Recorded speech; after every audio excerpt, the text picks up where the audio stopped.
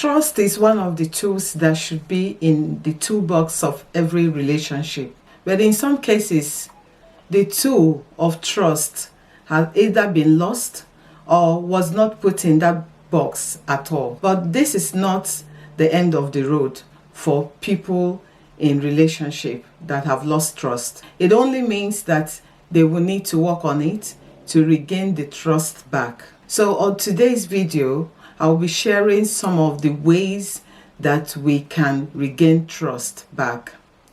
So it will be 5 ways to regain trust or to overcome distrust in a relationship.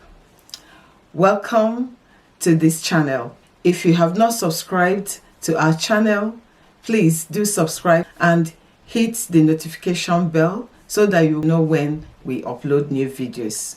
Also, tell us what you think at the comment section. It will really be helpful. So let's go on today's video. 5 ways to overcome distrust. One of them will be to make sure that you are open in that relationship, that there is complete openness in that relationship. So you have to make sure that everything that you do is transparent, because otherwise the other party, not knowing what you're doing, will start reading meanings into things and interpreting things that you have not said or done in his or her own way, and usually it doesn't really go too well. So if already there is distrust, you have to work on it, make a conscious effort, and make sure that anything to do with secrecy is out of your relationship.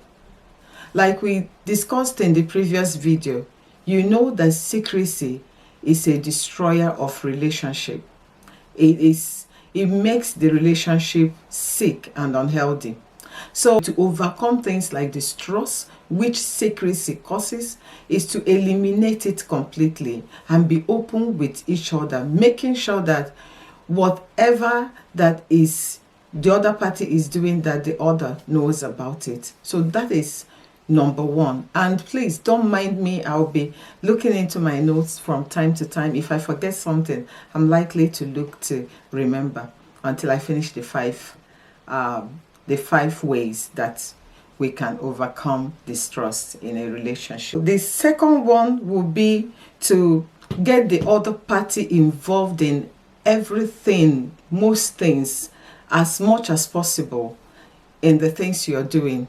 So for instance, in your recreational activities, you have to make sure that the other person is just basically taking them along, because that way there is nothing to tell.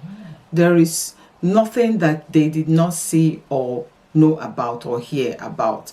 So if for instance that you are someone that goes to the gym, it would be nice to have a conversation as to whether it would be possible for both of you to be going at the same time or using the same gym, because no one will be home thinking something that's not happening.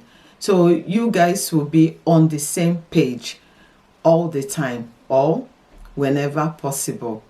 It can be other activities like church activities.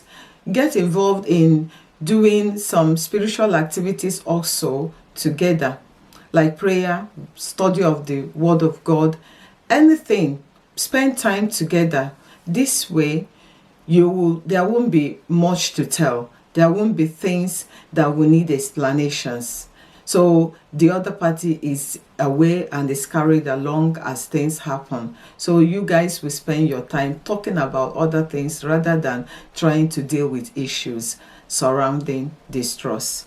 The other thing I have here is to put checks and balances in place. Yes, try to put checks and balances in place. These things are not usually easy to drop. So try and put measures in place to avoid that happening. Now that everything is open, now that there is transparency, remember that it is not something that one or both of you are used to, especially the particular person that is the culprit or is mostly failing in this area. It will take some time before they come around. Therefore, it will be nice to put checks and balances in place.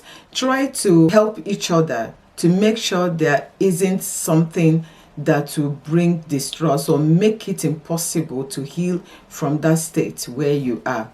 So put checks and balances in place, and it will be okay in no distant time. Remember that you can also ask the person to report to some people, or for instance, I forgot to mention, if you go out and the other party is not there, try to carry them along, tell them what you're doing, where you are. It looks so childish sometimes, but it does help, because what happens is that someone is trying to interpret what they don't know in the way they think or assume it might be. So if you eliminate assumptions, things will be very okay. Another thing you can do is to consciously work on making sure that the other person is aware of everything whatsoever that you know. Yes, I know that it won't be literally everything, but every important thing that concerns both of you, that the other person is aware of it. So if someone invites you to something, do remember to share it. If something happens that you know will concern the other person, or even if it doesn't, just try to share things, good or bad, happy moments, sad moments. Just try to share your day, talk about your day and everything. It will really help you in that journey of gaining trust back. Don't leave any stone unturned, because if you don't, it's going to degenerate into things that will be difficult for you to handle. Another thing that you can do is to seek professional help. Yes, a lot of times we think that, oh, what can this professional help me with? But you don't realize the magnitude of help that these professionals can give to your spouse in helping them to understand where you are coming from, helping them to understand how these things affect you, or how it does affect your relationship or marriage. You might have been talking about it, but they are not getting it.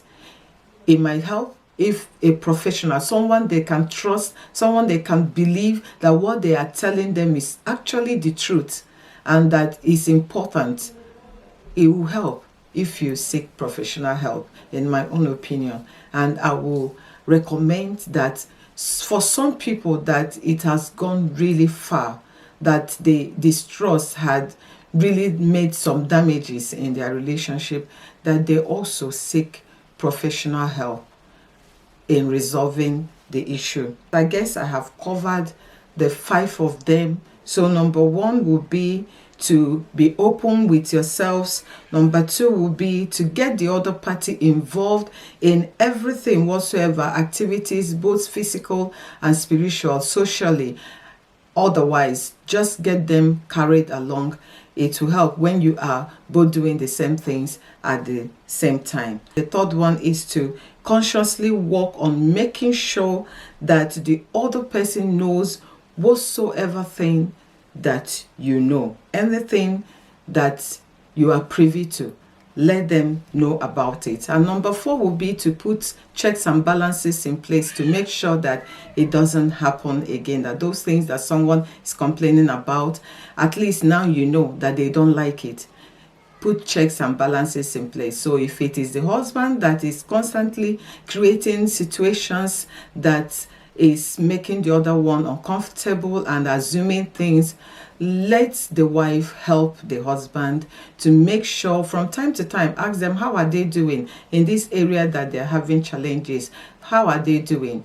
So that way, try to check phones, check things, and cultivate the culture where it's not awkward for the checks to take place. So what I'm trying to say is that create a situation where it is not awkward or out of place for those checks and balances to happen. And of course, the last one, which is the 5th one, is to seek professional help. Very important in some cases. seek professional help. So those are the 5 ways that you can actually regain trust in marriage or deal with distrust. So I hope that someone had gained 1 or 2 things. Please, if you have not subscribed to our channel, it will be a good time to subscribe and also hit the notification bell. And if you don't mind, please leave us some comments at the comment section. It will really help us. And until next video, I would like to say a very big thank you for watching, and see you in the next video. Bye bye.